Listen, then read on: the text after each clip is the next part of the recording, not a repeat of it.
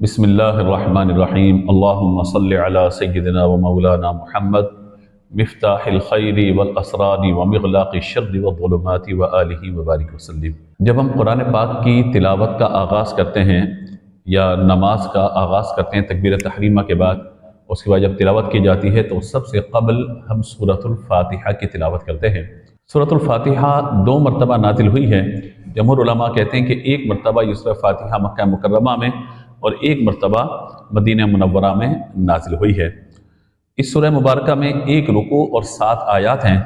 سورۃ الفاتحہ کے کثیر نام ہیں، انشاءاللہ ان ناموں کا ذکر کرتے ہیں۔ اور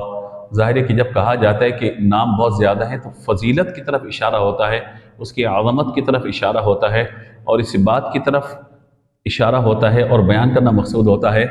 کہ اس سورت کے اتنے زیادہ نام جو ہیں اس کی وجہ یہ ہے کہ اس سورت کی برکتیں اور فضیلتیں بہت زیادہ ہیں۔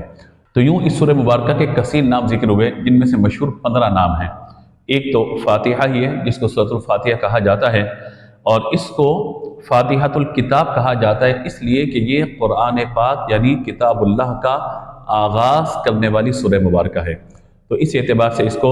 فاتحۃ الکتاب کہا جاتا ہے کہ قرآن پاک کی تلاوت کا آغاز یہاں سے، اور نمازوں میں قرات کا آغاز بھی یہیں سے کیا جاتا ہے۔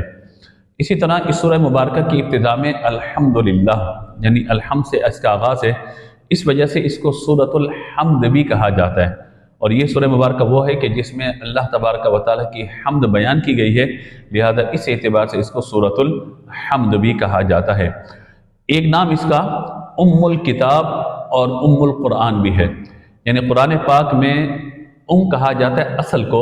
تو فرمایا کہ جس طرح قرآن پاک میں یہ سورہ فاتحہ ہے،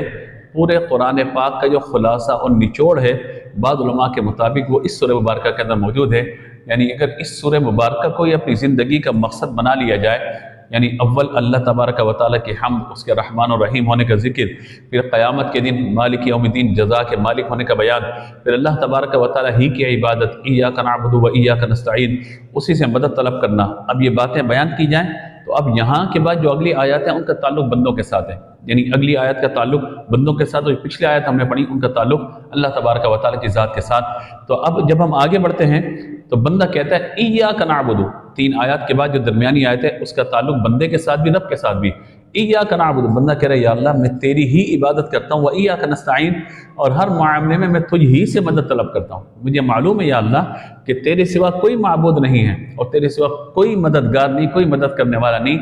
الا یہ کہ تو جس کو یہ توفیق عطا فرمائے کہ وہ پھر تیری مخلوق کی مدد کر سکے۔ تو اگر وہ مدد ہوگی تو وہ عطائے رب الانام ہی ہوگی،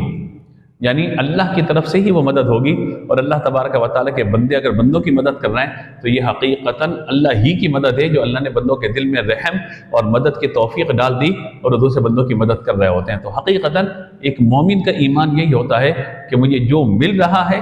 اپنے رب کی طرف سے مل رہا ہے، مجھے جو کچھ عطا کیا جا رہا ہے اللہ ہی کی طرف سے عطا کیا جا رہا ہے۔ اس کے بعد آگے فرمایا اہدنا الصراط المستقیم۔ اب بندہ یہ دعا کرے یا اللہ مجھے سیدھے راستے پر چلا، ایک سیدھا راستہ دکھا۔ جب تک ایمان نہیں ہے تو سیدھا راستہ دیکھنے کی دعا ہے۔ جب ایمان آ گیا، بندہ نماز کے لیے کھڑا ہو گیا یا نماز کے علاوہ بھی قرآن پاک کی تلاوت کر رہا ہے تو وہ کہہ رہا ہے اہدنا الصراط المستقیم، یا اللہ مجھے سیدھے راستے پر چلا، یعنی آ تو گیا وہ سیدھے راستے پہ، اب اس پہ چلنے کی مجھے توفیق عطا فرما دے۔ اب سیدھا راستہ کیا ہے؟ صراط الذین انعمت علیہم، ان لوگوں کا راستہ جن پر تیرا انعام ہوا، اور انعام کن پر ہوا؟ انعم اللہ علیہم من النبیین والصدیقین والشہداء والصالحین۔ اللہ کے انعام یافتہ میں سب سے بلند مقام انبیاء کا ہے، والصدیقین، صدیقین کا مقام ہے، اس کے بعد شہداء کا، اس کے بعد صالحین، یعنی جو اللہ کے نیک بندے ہیں، جتنے بھی کامل ایمان والے ہیں جو اللہ تبارک و تعالیٰ کی اطاعت کرتے ہیں، فرمانبرداری کرتے ہیں، تو ان کا ذکر یہاں پہ کر دیا گیا۔ اور پھر بچنے کی دعا کی جا رہی ہے غیر المغضوب علیہم ولا الضالین، کہ جن پر یا اللہ تیرا غضب ہوا اور جو لوگ گمراہ ہیں یا اللہ ان کے راستے پہ چلنے سے ہمیں بچا، ولا الضالین، کہ جو سیدھے راستے پہ چلنے سے ہٹ گئے، بھٹک گئے اور گمراہ ہو گئے۔ ہم یہ دعا کرتے ہیں اللہ ہمیں اہدنا الصراط المستقیم، انبیاء کا راستہ، صدیقین، شہداء اور صالحین کا راستہ، یا اللہ اس راستے پر ہمیں چلا۔ اگر میں آسان لفظوں میں کہوں تو معنی یہ بنے گا یا اللہ ہمیں محمد مصطفیٰ صلی اللہ تعالیٰ علیہ وآلہ وسلم اور اپنے نبیوں کے راستے پر چلا، یا اللہ ہمیں صحابہ اہل بیت کے راستے پر چلا، یا اللہ جو تیری راہ میں جام شہادت نوش کر گئے ان کے راستے پر ہمیں چلا، یعنی حضرت امام حسین رضی اللہ تعالیٰ عنہ کے راستے پر ہمیں چلا۔ اور یا اللہ جو تیرے نیک بندے ہیں، جو فقہا ہیں، امام اعظم، امام شافعی، امام مالک، امام احمد بن حنبل، یہ شریعت کے امام اور طریقت کے اماموں میں حضور سیدنا شیخ عبد القادر جیلانی، سیدنا شیخ شہاب الدین سہروردی رحمۃ اللہ تعالیٰ علیہ، حضرت خواجہ غریب نواز رحمۃ اللہ تعالیٰ علیہ، اور جو جتنے بزرگ ہیں، سرکار نقشبند ہیں، سرکار سہروردی ہیں، سرکار عبد القادر جیلانی رحمۃ اللہ تعالیٰ علیہ، اور خواجہ معین الدین چشتی اجمیری رحمۃ اللہ تعالیٰ، اللہ ان بزرگوں کے راستے پر ہمیں چلا، تاکہ ان کے راستے پر ہم چلیں گے تو یا اللہ ہمیں پتہ ہے کہ یہ تیرے انعام یافتہ بندے ہیں، یا اللہ جب تو ان کے راستے پر ہمیں چلائے گا تو ہم تیرے دین کا بھی کام کر سکیں گے، تیرے محبوب کی ختم نبوت کے محافظ بھی بن سکیں گے، اور ناموس رسالت کی جنہوں نے محافظت کی ان کے راستے پر ہمیں چلا، تاکہ ان راستوں پر چلتے ہوئے ہم تیرے بھی فرما بردار بن جائیں، تیرے محبوب کے پسندیدہ بھی بن جائیں، اور اولیاء کرام کے محبت یافتہ بندوں میں یا اللہ تو ہمارا شمار فرما لے۔ تو یوں اس سورہ فاتحہ کو ام الکتاب یا ام القرآن کہا گیا۔ اس میں بیان فرمایا گیا اس سورہ مبارکہ کا نام سورۃ الکنز بھی ہے، سورۃ الوافیہ بھی ہے، سورۃ الکافیہ بھی ہے، یعنی اگر بندہ سورۃ الفاتحہ کا ورد کرتا رہے تو یہ سورہ مبارکہ اس کے لیے تمام معاملات میں کفایت کرنے والی ہے۔ اس سورہ کو سورۃ الشفا بھی کہا جاتا ہے۔ کیوں؟ کیونکہ اس کے پڑھنے والے کو اللہ تبارک و تعالی دائمی امراض سے شفا عطا فرما دیتے ہیں، اور بالخصوص اس سورہ مبارکہ کے مضامین پر عمل کرنے والے کو اللہ تبارک و تعالی گناہ، کفر اور شرک سے محفوظ فرما کر ایمان کی روشنی پہ جب چلا دیتا ہے تو بندہ اللہ تبارک و تعالی کا فرما بردار بن جاتا ہے اور گناہوں سے شفا یاب ہو کر نیکیوں کے راستے میں چلنا شروع ہو جاتا ہے۔ اس طرح اس سورہ مبارکہ کو سورۃ الدعاء بھی کہا جاتا ہے، جیسے اہدنا الصراط المستقیم کا ذکر ہوا، سورۃ تعلیم المسئلہ بھی کہا جاتا ہے، سورۃ السوال بھی کہا جاتا ہے، سورۃ المناجات، سورۃ التفویض بھی کہا جاتا ہے۔ تو اس اعتبار سے اس سورہ مبارکہ کے کثیر نام ہیں۔ ایک دو فضیلتیں ہم جو ہے وہ ذکر کر دیتے ہیں۔ رحمت عالم صلی اللہ تعالیٰ علیہ وآلہ وسلم کے پاس ایک فرشتہ آسمان سے آیا، اور اس نے آنے کے بعد سید المرسلین صلی اللہ تعالیٰ علیہ وآلہ وسلم کی خدمت میں سلام پیش کیا، عرض کہ یا رسول اللہ میں آپ کو دو نور ہیں ان کی بشارت دینے کے لیے آیا ہوں، اور وہ دو نور اللہ نے آپ کے سوا کسی اور کو عطا نہیں فرمائے، اور وہ دو نور کیا ہیں؟ مسلم شریف کی حدیث مبارکہ میں ایک سورۃ الفاتحہ اور دوسرا سورۃ البقرہ کی آخری آیتیں، تو یہ ہمیں اللہ کی طرف سے نور عطا ہوئے۔ حضرت ابی بن کعب رضی اللہ تعالیٰ عنہ کہتے ہیں کہ نبی مکرم علیہ الصلوۃ والسلام نے فرمایا اللہ نے سابقہ آسمانی کتاب توریت، انجیل اور زبور وغیرہ میں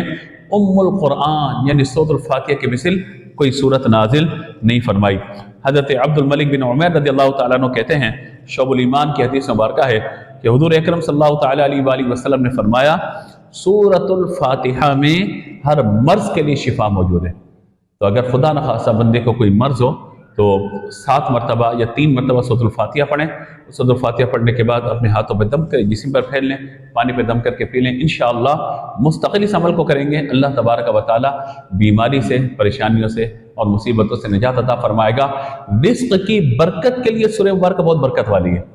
آپ چلتے پھرتے اٹھتے بیٹھتے اس کا ورد کریں کثرت سے، اور اسی نیت کے ساتھ کہ یا اللہ مجھے رزق حلال کی برکتیں عطا فرما۔ یہ فاتحہ ہے نا، آغاز ہے، تو اللہ تبارک و تعالی آپ کے لیے رزق حلال کی برکتوں کے دروازے کھول دے گا۔ لہذا کوشش کرنی چاہیے کہ سورہ مبارکہ کو درست تلفظ سے قواعد و مخارج کے ساتھ یاد کر لیا جائے، اور کثرت سے سورہ مبارکہ کا اگر ورد کیا جائے کہ انشاءاللہ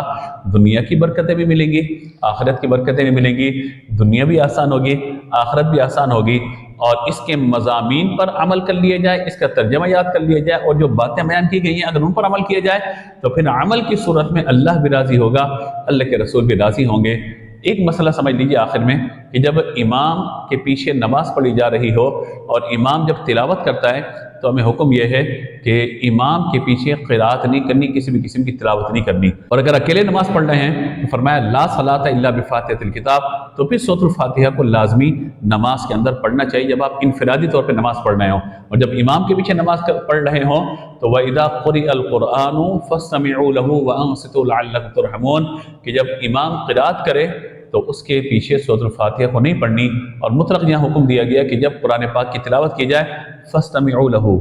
وَأَنصِتُوا لَعَلَّكُمْ تُرْحَمُونَ، خاموش رہو، توجہ سے سنو تاکہ تم پر رحم کیا جائے۔ تو آخر میں اس مسئلے کو اس لیے میں نے بیان کیا کہ بعض اوقات یہ وسوسہ ذہن میں آتا ہے کہ امام فاتحہ پڑھ رہا ہے یا امام قرات کر رہا ہے یا امام تراویح پڑھا رہا ہے یا امام جب وہ نماز میں قرات کر رہا ہے تو کہ ہم پیچھے نماز میں سورہ فاتحہ پڑھیں یا دیگر صورتیں پڑھیں؟ تو سورۃ الفاتحہ امام کے پیچھے نہیں پڑھی جائے گی۔ ہاں جب اکیلے انفرادی طور پر آپ اپنی نماز ادا کر رہے ہوں تو پھر سورۃ الفاتحہ پڑھی جائے گی۔ اللہ تبارک و تعالی ہمیں اس سورت کی برکتیں عطا فرمائے، آمین۔ وآخر دعوانا ان الحمد للہ رب العالمین۔